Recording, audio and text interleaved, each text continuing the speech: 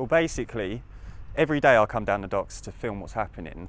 And from the French side, it starts is you look on the ship tracker, you can see the French Navy patrolling the beaches. Once they've spotted a dinghy, you can see them go towards them on the ship tracker, and then there you'll see the French Navy escort the dinghy to the middle of the channel, which then you'll see the border force vessels leave, meet them in the middle of the channel, then return back to the port. And once they've collected the dinghies with the migrants on, they'll ferry them in straight over behind the DHB Dauntless. They'll bring them straight up the gangway. Lincoln J for Rebel News here in Dover, England. Now I'm on the trail of an underreported story. It's a story of importance to millions of people, not only in Britain, but to people all across the world. You probably haven't seen this on the mainstream media, but some independent media outlets are reporting that hundreds of people are flooding into the ports of Dover on a daily basis. So we've come to the ports of Dover to see for ourselves just how big the scale of this illegal immigration really is.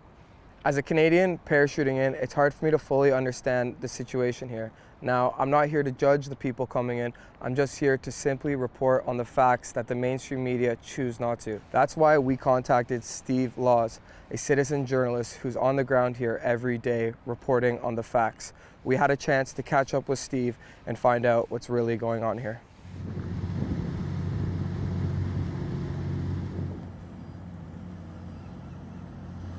So Steve, you're down here at the ports basically every day, seeing for yourself firsthand what's happening.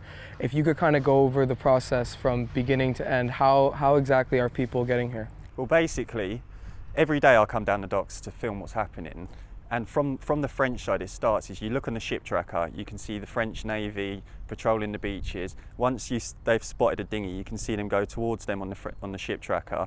And then there you'll see the French Navy escort the dinghy to the middle of the channel, which then you'll see the border force vessels leave, meet them in the middle of the channel, then return back to the port. And once they've collected the dinghies with the migrants on, they'll ferry them in straight over behind the DHB Dauntless. They'll bring them straight up the gangway, and then they go through into the tents to get processed. And once they're in the tents, they're arrested, and then they can claim asylum. And then once they can claim asylum, they get processed. And then they wait around, they get loaded onto coaches, taken away to get processed in a immigration facility. And then from there it's on to hotels. And then once their asylum claim's completed, because none of them seem to be getting denied, they then go into housing and are here to stay. So basically, it's weird to say, but the key to freedom for them is getting arrested here. Yeah, basically, as soon as they land on UK soil and arrested, it's the free ticket to the UK. So you're actually counting with a ticker, correct? Yeah, keeping track on everything, yeah. What are the numbers looking like? Well, this year, I haven't got the exact figures on me from the top of my head, but it's roughly 2,500 that have came over by boat this year, well, that we know of. And now that the weather's clearing up and the nice seas are coming out, it's only going to get worse. What's your prediction by the end of the year? How many? At a minimum 20,000, I'd say. I did think it'd be 15,000, but it's only increasing, so I'd go with 20,000 now, and that's being conservative. And I think you mentioned that it's not only at the port here, but they're coming in doing beach landings also. There's a lot of beach landings that happen, and the ones that land on the beaches, some of them go undetected, and we don't know how many happen, and they try and run away. They don't want to be stopped, so we have no idea of the true figure, to be honest with you. And once they do get stopped on the beach landings, it's the same outcome. They get arrested, they ask for asylum, and then they get given it.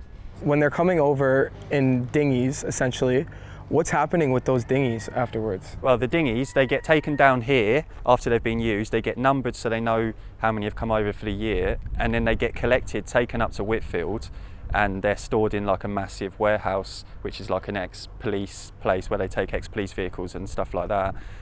And vehicles that have been stolen, for instance. They take them there, and then from there, apparently they go to auction, but that's as far as I've gotten finding out. I've put in a Freedom of Information request and I got no response. When you first started doing this whole area looked a lot different. Yeah, it was a lot smaller. It was just basically a couple of huts. Now it's a full-scale operation with loads of tents and everything. I guess my next question is, what's the reason that this isn't getting much exposure? Because it doesn't fit the narrative. It's as simple as that.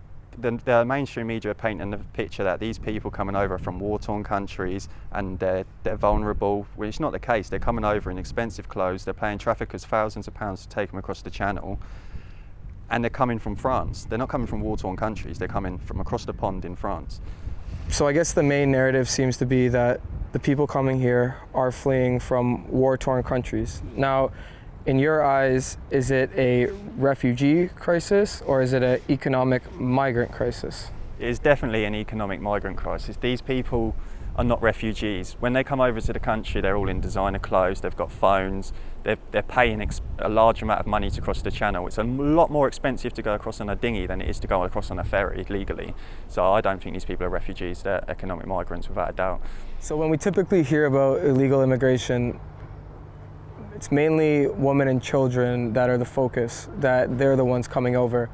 Is that what you're seeing, or are you seeing something different? That's not the case at all. It's mainly 90% young men that are coming over. The media, what they do is say 90 men came over in a day and there was one child with them, that one child is in the papers and the other 90 men will not even get their photo taken. So they manipulate what's happening, when in reality it's 90% young men coming over, you'll rarely get women and children, and the media just lie about it. I mean, I have to say, you almost can't blame them. Right? That's the thing, they're being offered it on a plate by our government and the British people are being expected to pay for it, and we're not even being asked about it. So I guess you could say the government here isn't completely ignoring it. Home Secretary Priti Patel said that she was going to put a stop to this at the end of 2020.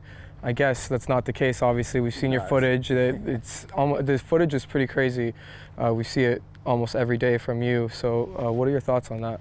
I don't think she's got the power to stop it, to be honest. I think she's tied from above, and she puts out all of these, she puts out press conferences stating that she's going to do this and she's going to do that, and then I come back down the docks, I film, and it's just worse every time. It's just worse. It seems to be growing more every time she puts a press statement out. Nothing changes, it just gets worse. So whether she's lying or she can't do anything, I'm not too sure. So I understand Priti Patel has appointed Dan Mahoney as the clandestine channel threat commander. Have you seen either Mrs. Patel or Mr. Mahoney down here at the docks, and has his promotion made any impact on the situation here? Well, I've only seen Priti and Dan down here once, basically, and that's for a photo shoot once after he was just appointed to basically look like he was doing something. But since then I haven't seen either down here, and it's all hot air and talk. They're never down here, and no change has happened whatsoever. If anything, it's got worse since his appointment. This all kind of ties into what's going on with the pandemic and the coronavirus, because my question is, when they are coming in, are they following the same procedures as in quarantining? Oh no. They don't have to quarantine or anything like that. I don't even see them get tested. That's the thing. And like, obviously if you come over to the country, you have to pay to get tested. None of that happens. The border force people that take them up the ramps, they just go home, mix amongst community, then come back the next day. There's no isolation or anything going on. If these people have got COVID, they're spreading it. If you had any say, what would you think would be a possible solution to this? Stop taking them over.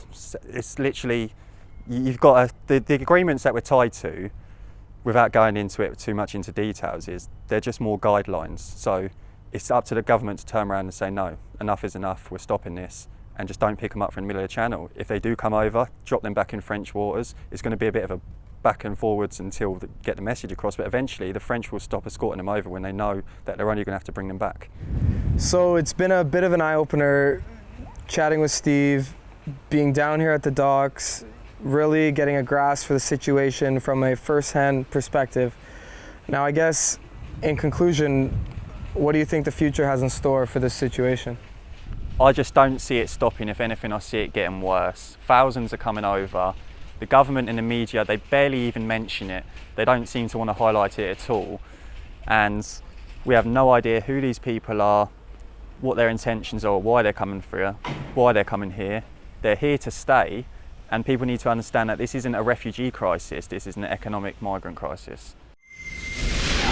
If you want to support my journey and support the real journalism that Rebel News is doing on the ground, please go to lockdownreports.com, donate what you can so I can continue to show you what it's like here in the UK.